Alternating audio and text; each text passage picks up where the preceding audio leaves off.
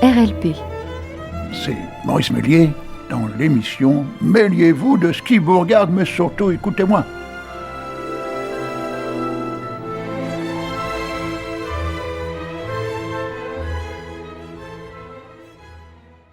Bonjour, il y a du soleil.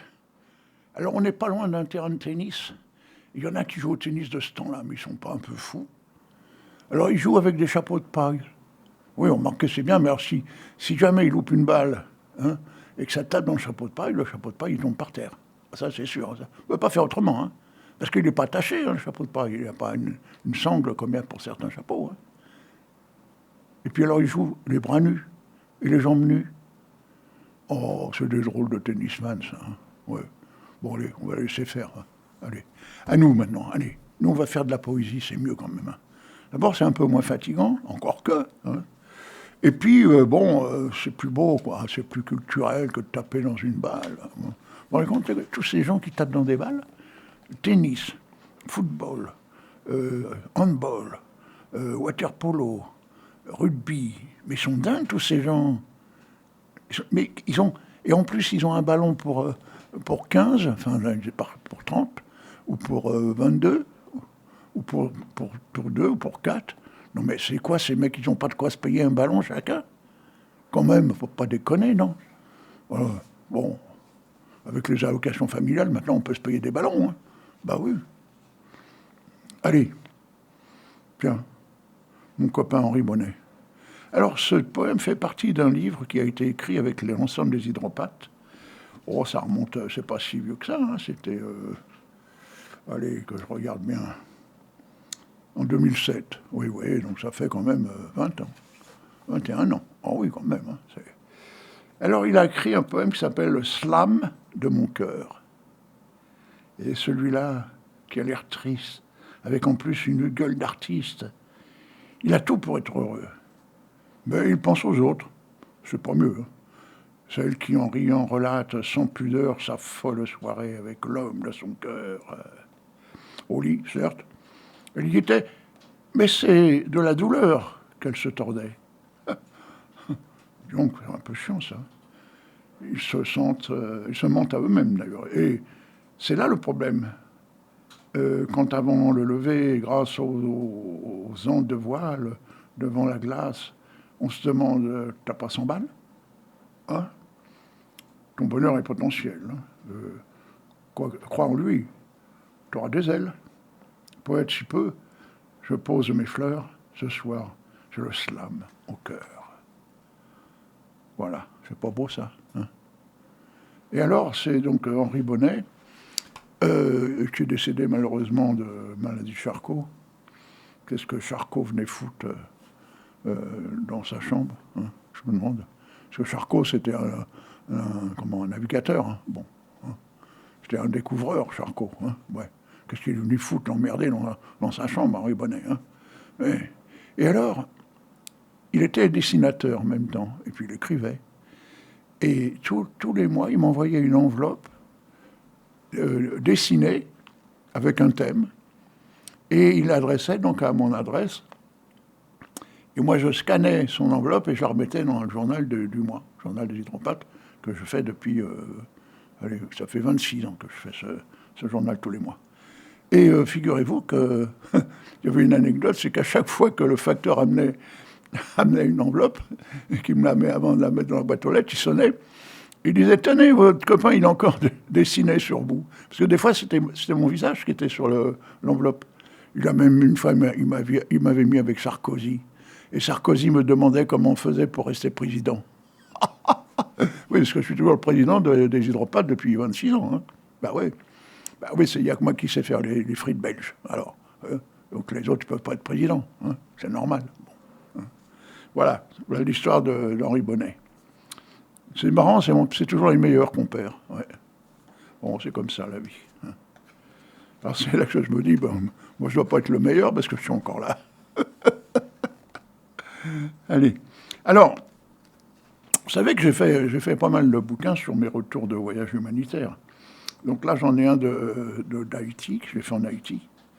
Enfin, j'ai écrit en Haïti la plupart des poèmes, c'était en mai 2002 à l'époque. Vous voyez, c'est pas encore d'aujourd'hui. Et ça a été très dur. Ça a été très dur comme séjour.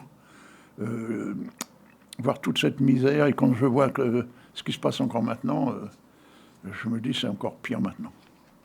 Parce que là, le pays est commandé par des bandes, des hordes de gangsters, vous voyez, hein.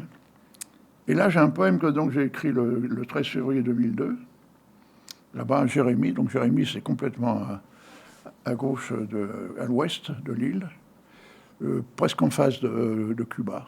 Hein. Peuple cassé. Oui, là, je ne vais pas rigoler sur ce texte. N'ayez crainte que je n'ai pas envie de rigoler. Hein. Les enfants regardaient la vie leur échapper. Timoun, donc c'est un petit garçon, Timoun Bobo, ne savait plus grandir, sans faire vieillir son corps un peu trop vite. La religion faisait voler l'imagination d'une énergie renouvelable en 1000 morceaux de misère, sans s'en rendre des comptes. Là-bas, il y avait toutes les religions, ils avaient tous un pas de porte, ils avaient comme une boutique. Ouais. Et jamais vu autant de religions. Alors, venaient de partout, hein, c'est incroyable. Hein. Dieu devenait un alibi à la pauvreté d'un peuple cassé. Le ciel n'était plus sur Haïti. Il ne regardait plus en bas, vers la mer, qui resserrait ses bras autour d'un peuple pour en extirper une dernière goutte d'espérance. L'enfant vendait son innocence pour un bout de rien. Son corps ne discutait plus avec ses mouvements. Son esprit cherchait l'avenir sans le savoir. L'enfant devenait un objet qui vivait au jour le jour, au jour la nuit, à la recherche d'une bouée de sauvetage en terre. À Port-au-Prince, les rois se bouchaient les oreilles pour ne plus voir ce peuple qui criait sa faim, et parfois bien plus encore, quand la nature se permettait des fantasmes climatiques, en rigolant de sa distribution de malheurs. Bon, les cyclones, les tremblements de terre, vous voyez, tous ces trucs-là, parce que malheureusement, c'est une zone cyclonique hein, qui part pratiquement de Miami jusqu'à presque les côtes d'Amérique latine, hein, donc tout l'arc antillais, quoi. Voilà. Vous voyez, donc je ne vais pas rigoler, parce que là, ça ne demande pas à rigoler. Hein. Alors, on va écouter Brigitte Fontaine. Et elle dit, il y a des azous.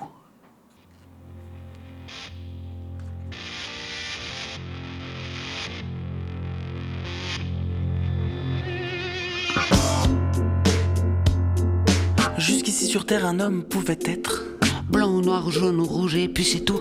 Mais une autre race est en train d'apparaître. C'est les azous. C'est les azous. Un vocal qui monte jusqu'aux amygdales, avec un veston qui descend jusqu'aux genoux, les cheveux coupés jusqu'à l'épine dorsale. Voilà le zazou. Voilà le zazou. Il y a des azous dans mon quartier. Moi je le suis déjà à moitié. À votre tour, âme de séjour. Vous serez tous zazou comme nous, car le zazou c'est contagieux. Ça commence par un tremblement qui vous prend soudain brusquement. Et puis on pousse des hurlements.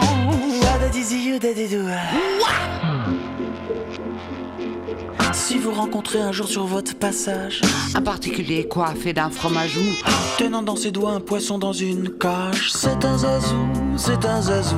Si votre épicier vous dit j'ai de gruyère, mais malheureusement il ne reste que les trous, ne supposez pas qu'il file de la cafetière. Et les azous, il les azous. Il y a des azous dans mon quartier. Moi je suis déjà à moitié. Un de ces jours ça vous prendra.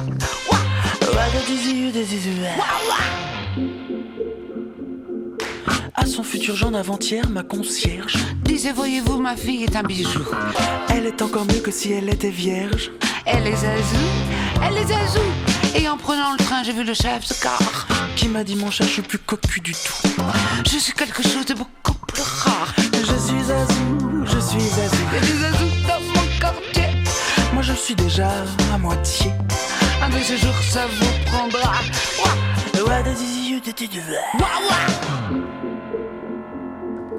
À la société devant payer sa dette. Devant la guillotine, Jajani dit je m'en fous. Il y a déjà longtemps que j'ai perdu la tête. Je suis azou, je suis azou. Avec une mondaine de la place Pigalle. Mon ami Léon a fait les 400 coups. Ça lui réussit qu'à pour ses 25 balles. Il est Zazou, il est Zazou, y a des Zazous dans mon quartier. Moi je suis déjà à moitié. Et à mon tour, un de ces jours, On finira par m'amener dans un asile d'aliénés. Entre Zazou on s'y retrouvera. car c'est fou ce qu'on rigolera. Quand sur la douche on chantera comme ça. Voilà tout de Eh ben, dis donc, elle est un peu Zazou, elle. Hein. On l'a vue, oh, ça fait très longtemps. Elle est venue chanter à l'Odyssée. Bon, elle était un peu plus jeune, bon, ça fait peut-être plus de 20 ans maintenant hein, de ça. Et alors, son mari l'accompagnait avec un drôle d'instrument de musique. Ouais. Et il la suit partout. Ah, elle ne peut pas se sauver. Hein. Ah non, c'est tout juste, il n'a pas une laisse avec un collier. Hein. Ah, ouais, ah, ouais.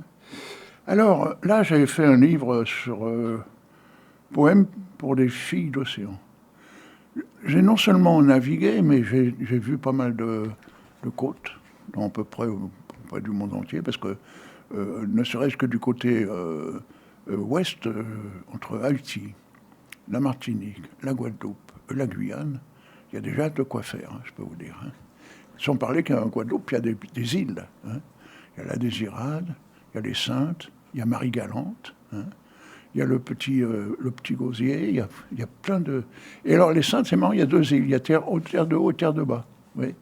Et c'est complètement dingue, parce que terre de haut est très touristique, et terre de bas est plutôt pêcheur, des pêcheurs, et des cultivateurs qui font des fruits exotiques.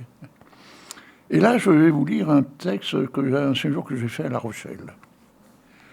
C'était en 2001, décembre 2001. Le faux départ d'une épave. Bon, alors vous allez me dire, comment une épave peut faire un faux départ? Bah oui, mais justement, c'est ça la poésie. Hein. Bah oui. La marée revenait se baigner dans cette vase chaude du port de La Rochelle. Le cormoran planté sur une bouée, les ailes offertes au vent, scrutait l'horizon déjà bouché. Les tours du port, ancrées depuis des siècles, se languissaient de ne pouvoir voguer. Les fientes des goélands ornaient le plastron des quais, comme des médailles non méritées par des marins avachis au bar des faux départs. Ah oui, vous ne connaissez pas le bar des faux départs? Il existe hein, là-bas, ouais, il existe. Ben, il tourne le dos au port. Bah oui, c'est déjà normal que le bar tourne le dos au port, hein, parce que les faux départs, hein, vous avez compris. Bon. Le crachin gommait ce marquage des quais. Ben oui, il effaçait un petit peu la merde, les fientes. Hein. Le port naviguait sur lui-même, d'une marée à l'autre, en regardant les voiliers amarrés pour l'année. Parce que c'est ça, c'est que le problème, c'est que il y avait des vacanciers qui avaient des bateaux, et puis le bateau, il restait à quai toute l'année, et il partait seulement quelques jours, ou au pire un mois, au moment des vacances. Hein. Mais ça, j'ai vu ça dans beaucoup de ports, hein, pas seulement à La Rochelle. Hein. Ça s'appelait Bas du Fort en Guadeloupe, où j'avais habité pendant quelques temps aussi, quelques mois. Il y avait combien de bateaux qui quittaient pas les amarres. Alors chaque quai tentait de raconter son histoire, comme ce vieux marin qui réinventait ses voyages chaque jour avant cette marée embouteillée. Les vieux bateaux ne savaient plus où aller naviguer par manque d'idées à cause du chômage des boscos. Alors les boscos, vous savez, c'est un peu les capitaines, quoi, hein, les capitaines de bateaux. Mais ça, on dit ça surtout pour les gros bateaux. Hein. Et puis à la porte, c'était les bateaux à voile, parce que maintenant, les bateaux à mazout, on va dire, hein, ou au fioul, hein, c'est différent. Parfois, un vent timide leur soufflait dans les coutilles pour leur redonner l'envie de partir. Les drisses piaffaient le long de la nature, juste le temps de rêver, afin de ne plus être une épave, le temps d'un verre de vin. Voilà. Ah, c'est pas beau, ça, hein? Et c'est vrai, hein, c'est... Alors, il y a aussi, bon, quand je parle de La Rochelle, j'ai un autre poème, là, j'essaie de vous le retrouver. C'est une histoire de vélo de facteur. Alors, il serait pas plutôt après? Non. Pourtant, je l'ai laissé dedans. dans ce bouquin. Oh non, bon. Bon, je vais vous en lire un autre. L'île de Comino. Alors, Comino, c'est une des îles de Malte. Il y a 3 îles. Il y a la plus grande, Malte, avec La Valette, qui est la capitale. Vous avez Comino et vous avez Gozo. Et alors, figurez-vous que la première fois qu'avec ma femme on a été, c'était à Gozo, hein, et dans un petit port de pêche qui s'appelait Marsalforn. C'est très joli. C'était une belle, beau port de pêche. Hein. Et ça nous a tellement plu qu'on a fait une petite balade en bateau et on est descendu à l'île de Comino, juste pour la journée. Hein. Et on s'est promis de revenir parce que figurez-vous qu'il n'y avait pas une seule voiture sur cette île. La seule voiture qu'il y avait, c'est celle qui arrivait sur le quai et qui allait ravitailler des pêcheurs un peu plus loin dans l'île. Voilà. Et on a passé un mois merveilleux. Alors je vais vous parler. Alors ça, c'était en 2003, 1er octobre 2003. Je revois ce corps au petit matin, après une nuit chahutée entre de vagues désirs d'amant ou lui offrir la vie. La baie de Comino sera de nouveau complice de nuits sauvages, où l'amour prenait seulement la fuite après les matins chargés de câlins. Ce joli sein observait le temps que je mettrais pour lui refaire les gestes d'un lendemain. Mes mains choisiront de se poser là, où elle sera, avec ce léger frôlement de mes lèvres sur son corps. La mer restera près de nous pendant notre séjour, afin de mieux nous entourer de sa curiosité. Chaque remous sera pour nous, même ceux qui aborderont le creux de ses reins, quand le moment sera de nouveau revenu. Au loin, Gozo tentait de nous attirer une seconde fois, sans résultat, puisque nous y avions déjà fait l'amour, au cœur de Victoria, à l'ombre d'une cathédrale. Marsalforn faisait rentrer ses bateaux de complaisance entre 2 marais équinoxes qui s'étaient laissés aller le long du port en le remplissant d'algues et de galets. La vague qui nous submergea prit le temps de nous unir une dernière fois, juste avant de prendre le Tripoli, Malte, Orly. Alors bon, la dame dont je vous parle, c'était ma femme. Hein. Bon, entre parenthèses. Hein. Bon. Mais c'était bon, ça faisait pas longtemps qu'on était mariés, ça faisait peut-être même pas 10 ans. Et donc voilà, alors l'île de Comino. Il y en a qu'un qui pourra voir la photo, c'est mon technicien, et il verra ma femme toute nue. Bon, elle est décédée hein, maintenant. Bon. Donc il y a prescription. Mais oui, mais bon, vous voyez, c'est pas parce que je suis poète, mais ça y fait peut-être un petit peu, c'est que ma femme, malgré qu'elle soit, ça fait 12 ans qu'elle n'est plus là, eh ben je l'aime encore. Ouais, je l'aime toujours. Et je crois que je l'aimerai tout le temps, même quand j'irai certainement un jour verrai à côté d'elle, hein, certainement. Ah oui, c'est comme ça l'amour. Hein. Bon, on a le droit d'aimer plusieurs fois, mais le vrai amour, on n'a qu'une seule fois, c'est tout. Après, c'est de la bagatelle. Hein. Bon, faut pas trop en tenir compte. Hein. Bon, c'est passager, quoi. Hein. Ben oui, bon. Et alors, mon premier livre de ballade poétique au travers d'un Prévert, j'ai fait un poème, c'était en 2016, et ça s'appelle « Le cri de la pomme de terre au fond du sac ». Waouh! C'était une belle de Fontenay. Elle était dans la purée à cause d'un radin, et en plus trop noir. La belle pomme de terre voulait bien finir dans le gosier d'une blonde, mais pas trop idiote. Ses copines, ayant des noms à coucher à l'intérieur, comme Charlotte, Manon, Annabelle, Amandine, Pompadour, Samba, Mona Lisa, et même Chérie. Malgré cela, la plus connue qui gagna le cœur des bouffeurs de pommes de terre fut la célèbre Binch, adorée et adulée par les « à tantôt et une fois ». Alors quand on dit « à tantôt une fois », vous savez que c'est, hein. Passons les Belges, une fois, hein. Bon. Parmentier ne se doutait pas que son tubercule allait faire un malheur chez les Belges, qui avaient le don de transformer de la simple fécule en made in belge frites, à la graisse d'œillette femelle, à cause des hormones nourries avec de l'herbe à chien. Et fort heureusement pour nous, les chiens n'aimaient pas les frites, et c'est tant mieux, car du coup, la guerre des frites n'aura pas lieu. Et c'est pour cela que la patate se cache sous terre. Car seuls, éventuellement, les chiens truffiers pourraient prétendre et revendiquer le droit d'y goûter. Mais la nature et Parmentier n'avaient pas compris le mariage de ce tubercule avec la viande hachée. Certains voulaient parler de ça du gâchis parentier.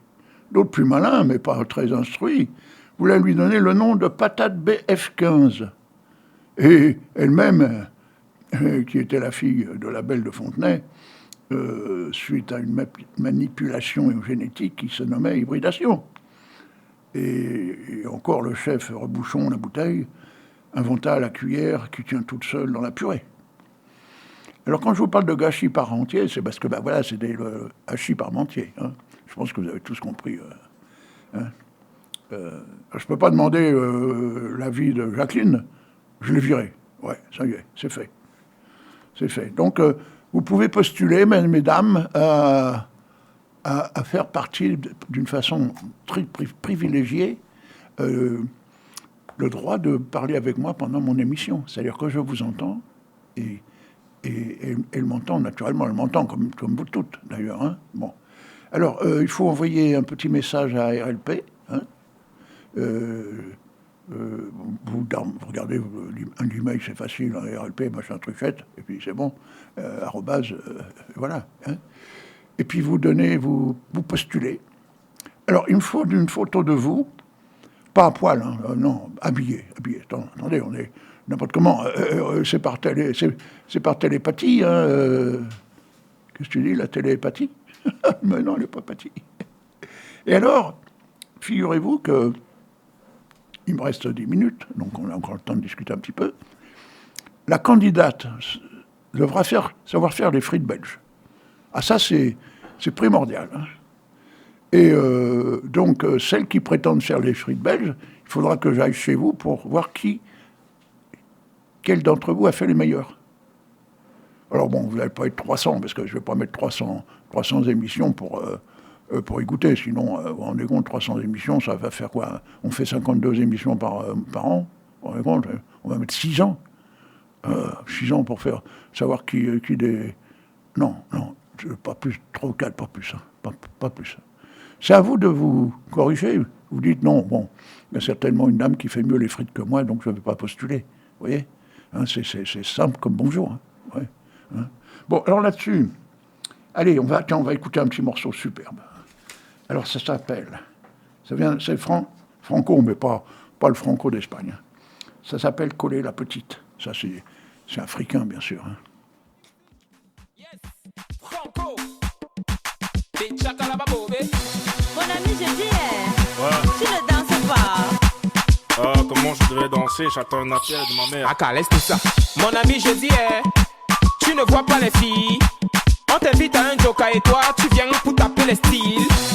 Je wonder si toi, mon ami, il y a quoi? Si tu n'avais pas envie d'un joker, Mola, il fallait rester chez toi. Il faut pas nous gâter la fête, hein. Il faut pas nous prendre la tête, hein. Depuis je te vois, on dirait que tu n'as pas l'air dans ton assiette, hein. Papa, si ça ne va pas, tu peux toujours aller te coucher. Parce que ici c'est la fête et tout le monde a l'obligation de bouger. On est là pour s'amuser, on est là pour s'enjailler. Même la police ne va pas nous arrêter, c'est jusqu'au matin qu'on va travailler. Il y a beaucoup de petites, fais ton choix. Si tu ne sais pas comment faire, un mot là, fais comme moi. Récupère la petite, angoisser la petite, embrouiller la petite, et maintenant coller la petite. Coller la petite. Coller la petite. Zanga la petite. Zanga la petite. Qu'on ne te trompe pas, dans la fête on ne se comporte pas. Chez nous le lait ne se donne pas, la vie appartient à ceux qui ne dorment pas. Amuse-toi mon ami, et surtout arrête de cogiter. La vie est tellement belle, si tu as l'occasion de fêter, faut en profiter. Il y a les filles androïdes, il y a les filles choronko. Il y a toujours de l'as, les manjanja et les matongo. Il y a toujours de lolo, les babouches et les pointus. Et même si tu choses de 80 mon frère, aujourd'hui tu vas trouver ta pointure. Choisis ton couloir, pour ne pas dire choisis ta petite. Mange-la avec appétit, et surtout montre-lui que tu n'es pas un petit. colle-les. Aujourd'hui c'est la finale. Mais avant de la coller, attends d'abord mon signal. Récupère la petite, embrouille la petite, angoisse la petite. Et maintenant coller la petite. Coller, coller, coller, coller. Coller la petite. Coller, coller, coller, coller. Coller la petite. Zanga, zanga, zanga, zanga, zanga, zanga la petite. Zanga, zanga, zanga, zanga, zanga la petite. C'est ta soeur, c'est ta cousine, c'est ta tante.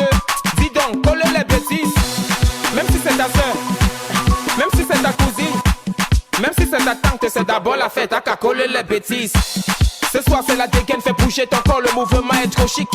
Viens sur la piste de danse, ne perds pas de temps, car ce soir ça va trop vite. Je t'assure ici tout le monde est fou. Tu sais chez nous l'ambiance est super cool. Mon ami colle la petite et montre-lui que tu dépasses même le super glue. Le show est activé, faut pas paniquer, le DJ est appliqué, il est qualifié. Et ce soir tu vas kiffer, aujourd'hui c'est interdit de se fatiguer, et ça tu le sais. Alors ramène tes potes, on va s'amuser jusqu'au bout de la nuit. Mon ami colle la petite, celle qui va te faire oublier tes ennuis. Récupère la petite, angoisse la petite, embrouille la petite, et maintenant colle la petite. Coller, coller, coller, coller, coller la petite. Coller, coller, coller, coller, coller la petite. Zanga, zanga, zanga, zanga, zanga, zanga la petite. Zanga, zanga, zanga, zanga, zanga la petite.